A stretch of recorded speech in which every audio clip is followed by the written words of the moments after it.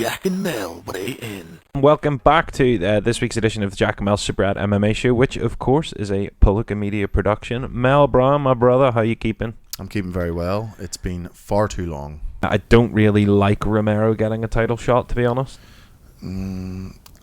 I can understand why you wouldn't be, but It's just money. I'm okay with it at the same time. I don't think there's a clear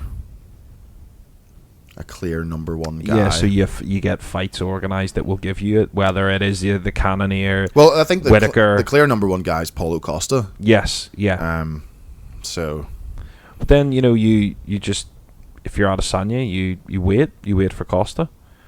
I respect him fighting, but I just think Romero that I think Romero's a risky fight for anyone in the world. he is, but he had the perfect excuse to not fight him. So respect Adesanya, because for me, if I'm Adesanya, I'm going, nope, No, I'm not fighting you coming off, 3 losses in your last 4 fights? Absolutely not, sir. And his only win was over, in the last 4 fights, was over Rockhold. And again, what you said about Hermanson here sort of applies, which is that, a flying KO win over Chris Weidman, and a win over Luke Rockhold, they don't look great in hindsight now. Given what Weidman and Rockhold have gone on to do since, Yeah, but you could argue that, well, maybe not so much with Weidman, but definitely Rockhold was the beginning of the end of the career with what Romero did to him. I think it's just because, we've spoken about it before, the 2 Whitaker fights were so close, and you could definitely argue that I think he won the second one. You could argue he definitely won the second one. There's maybe an argument for the first. I'd have to go back and rewatch it. And people can argue that, he beat Paulo Costa as well. So it's 3 losses in his last 4, like I said. Yes, technically are there, but they're all 3 of them are highly disputed. I do get what you're saying, but I hate that stance, because that's... I'm not a fan of it either. The history books say, 1-1, lost 3. It's the same problem I had with, I had Jose Aldo beating Marlon Moraes handily. I had him 2-1, but the problem then, you have Dana White coming out and going, I like the idea of Cejudo Aldo, Cejudo likes that fight.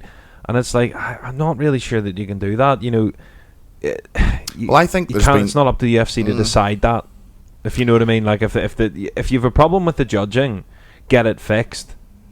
But you can't then just undermine them by going, oh well, technically he won, but we don't believe it, so we're not going to count it as a win. You can't do that. Yeah, they fought, and we're not accepting the outcome. Yeah, anyway. Like if what you're saying is the judges are wrong, well then you need to address what everybody that listens, casual or otherwise, knows. There is a judging problem in MMA.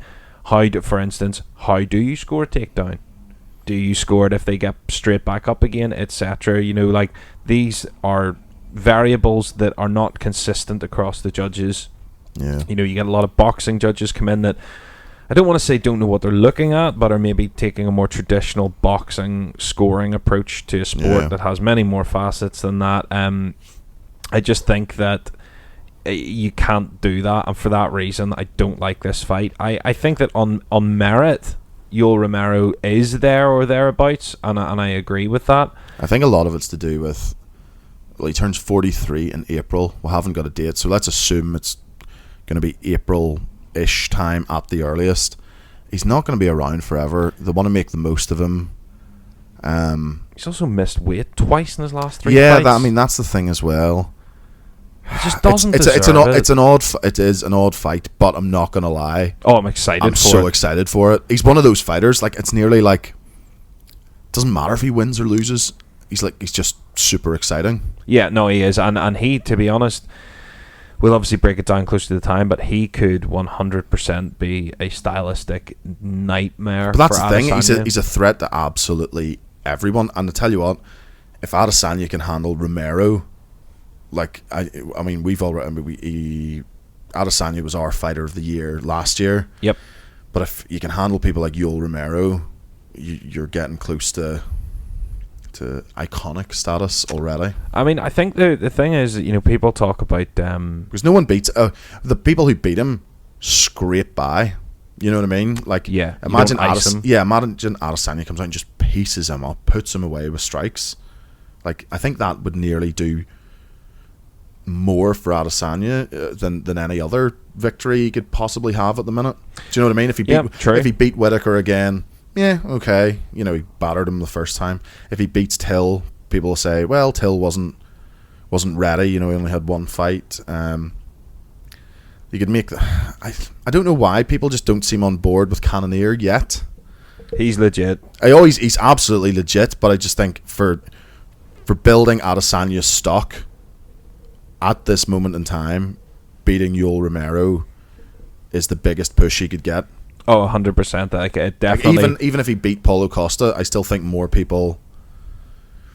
Romero's been around longer, at the top longer. I think more people would put value in that. Yeah. But I mean, the fight to make, and which should have been made, is of course Paulo Costa, but he's out with bicep injury. Wink, wink. Yeah, wink, wink. At least until the summertime, I think I heard. So I mean, he should be next for whoever wins. But I mean, not worst case scenario, but if Romero beats Adesanya, you have a brilliant rematch to be had with Costa, or you do Adesanya again. Like, there's stories there to be had.